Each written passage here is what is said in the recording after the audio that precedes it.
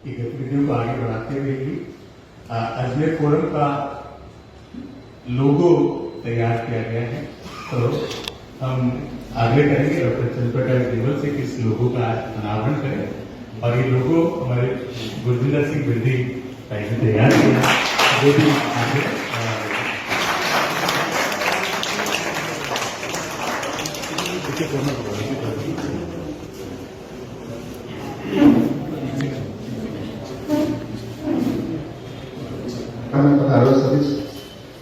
गणमान्य सभी अतिथियों का स्वागत।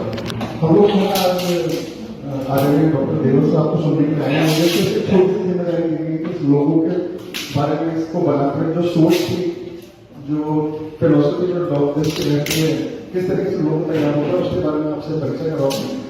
दरअसल लोगों को समझाने के अंदर जो पार्ट है उसके अंदर आपको शायद इस फोरम की परिभाषा भी समझ में आ जाएगी। फोरम एक्चुअली ये जो संस्था है, ये संस्था किस तरीके से परिभाषित की जा रही है।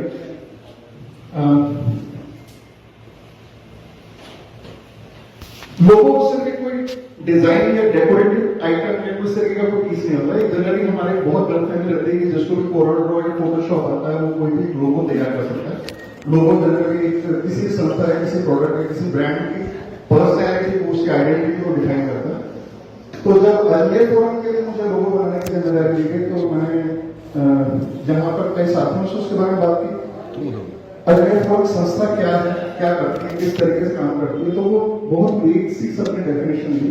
तब मैंने आदरणीय रमेश भाई साहब को रिक्वेस्ट की कि मुझे इसकी सटीक परिभाषा चाहिए, ऐसी परिभाषा जिसको हम सब भी अपने भी, जब भी हमारे साथी किसी से बात करें अजमेर फोरम के संस्था के बारे में, तो वो सब जगह उसी परिभाषा को यूज करें, तो कंसिस्टेंसी रहेगी हमारे एक्सप्रेशन के अंदर। तो जो डॉक्टर ने मुझे इसकी परिभाषा दी वो मैं आपके साथ शेयर कर रहा हूँ। अजमेर फोरम, इसकी टैगलाइन बताइए, शहर संस्कृति और समग्र विकास। और बिल्कुल 90 टोले और एक एक शब्द बहुत चुन के जो आदरणीय भाई साहब ने मुझे दिया। अजमेर में शहरी सांस्कृतिक और सर्वांगीण विकास के लिए समर्पित प्रबुद्ध जनों की एक ऐसी संस्था जो अभियान की तरह सतत गतिशील, थिंक टैंक की तरह सदैव चिंतनशील और योद्धा की तरह हर घड़ी चौकस है। ये परिभाषा दी गई। इस संस्था के लिए मुझे कुछ विजुअल रिप्रेजेंटेशन करता हुआ एक ऐसा चिन्ह बनाना था जो कि इस पूरी परिभाषा को डिफाइन कर सके, विजुअली इसको रिप्रेजेंट कर सके। तो मुझे संस्था के जो कारण बताए गए थे, संस्था के जो कार्य करने का जो तरीका बताया गया, तो वो ये था कि हम लोग जो शहर के लोग हैं, समाज के अंदर या प्रशासनिक स्तर पर हम लोग किसी समस्या को, जो भी कोई कंसर्न है हमारे, उन सब के ऊपर नजर रखें। और कुछ कंसर्न ऐसे हो सकते हैं जो हमारे लिए चिंता की बात तो है, लेकिन वो हमारे हाथ में नहीं है, तो उन विषयों को हम टच न करें। उन विषयों के ऊपर हमारे को अपनी ऊर्जा व्यय करने की कोई जरूरत नहीं, जिनमें हम कुछ कर सकते हैं, हमारा कुछ योगदान हो सकता है। संस्था केवल उन्हीं विषयों को उठाए। तो इसके लिए डॉक्टर स्टीफन कोवी ने एक बहुत अच्छी एक थ्योरी दी हुई है, सर्कल ऑफ कंसर्न और सर्कल ऑफ इन्फ्लुएंस की। तो हमें सिर्फ सर्कल ऑफ इन्फ्लुएंस के ऊपर, जिनको हम चीजों को इन्फ्लुएंस कर सकते हैं, जिनमें हम कुछ कॉन्ट्रीब्यूट कर सकते हैं, केवल उन्हीं चीजों को पकड़ना है। इसी को मैंने अपने लोगों को डिजाइन करते मूल आधार बनाया। तो जैसा इसमें बताया गया कि कुछ लोग इसमें शहर के जो प्रबुद्ध लोग हैं, जो जागरूक लोग हैं, सजग लोग हैं, जो लोगों की जो चिंताएं हैं, जो उनके कंसर्न हैं, उनसे उनके बारे में जो अपनी राय रख सकते हैं, विचार विमर्श कर सकते हैं। तो इस तरीके के लोगों का थिंक टैंक बनना था। तो मुझे कुछ ऐसा लगा कि शायद एक अगर आकृति ऐसी हो जिसमें कोई मानव आकृति नजर आ रही हो तो वो ज्यादा अच्छा रहेगा। क्योंकि एक कोई आदमी नहीं है, उसमें कई लोग होंगे, तो इसलिए मुझे लगा कि 1 से 2 मानव आकृतियां होनी चाहिए। तो ये ऐसा लगे कि कुछ लोग उसमें विचार विमर्श कर रहे हैं, ब्रेनस्टॉर्मिंग कर रहे हैं।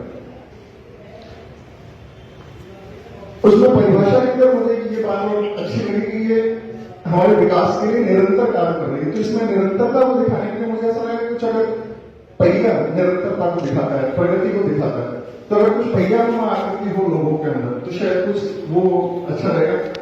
ये संस्था एक फोकस रहेगी कि जो मुद्दे उठाएगी उनको फॉलो अप भी करेंगे और उनको उनके अंतिम मुकाम तक, उनके परिणाम तक पहुंचाने के लिए उसको फॉलो करते रहेंगे।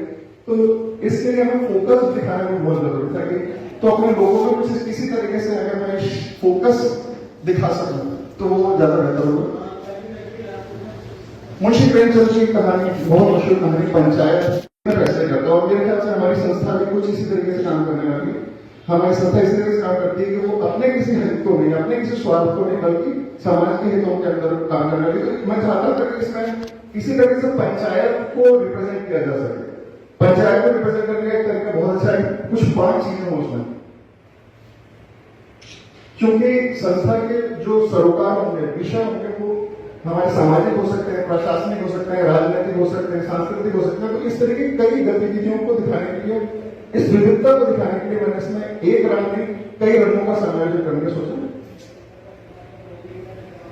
फिर लोगों की जो अवधारणा है, इसके अंदर जो नाम है इसका, वो चूंकि अजमेर फोर्ट पिछले कई सालों से एग्जिस्ट कर रहा है, तो इसके अपनी शहर में छवि है, इसको हमें बदलना नहीं है। तो इसलिए अजमेर फोर्ट चूंकि इंग्लिश नाम है, लेकिन इसको हम हिंदी में लिखें, किस तरीके से लिखा जाएगा, टाइप फेस कैसे होगी, फॉन्ट कैसा होगा, ये सब मैंने इन चीजों का ध्यान रखते हुए फिर कई मीडियम्स के ऊपर इसको काम में दिया जाएगा। कहीं बैनर लगेंगे, कहीं हो सकता है होर्डिंग्स लगेंगे, हमारे सोशल मीडिया के ऊपर प्लेटफॉर्म जो फेसबुक पेज या इंस्टाग्राम पेज अगर हम पेज बनाएंगे तो उनके ऊपर भी हमें ये लोगो काम में लेना होगा। बाकी जो किसी भी लोगों की जो खासियत होती है कि लोगो बहुत सिंपल होना चाहिए, एक आम आदमी के समझ में आ जाए। जैसे एसबीआई का मैंने इसमें एग्जांपल दिया, एसबीआई का लोगो कितना सिंपल लोगो है, लेकिन इस लोगो की अपने आप में बहुत खासियत है कि ये लोगो एकदम किसी भी गांव के अंदर या रूरल एरिया में बैंकिंग हो रही है तो वहां पर इस लोगों से वो अपना मैसेज दे सकते हैं। तो ये सब खासियत मिलाते हुए जो मैंने परिभाषाएं दी, उन सबको मिलाते हुए इस लोगों को तैयार करना था।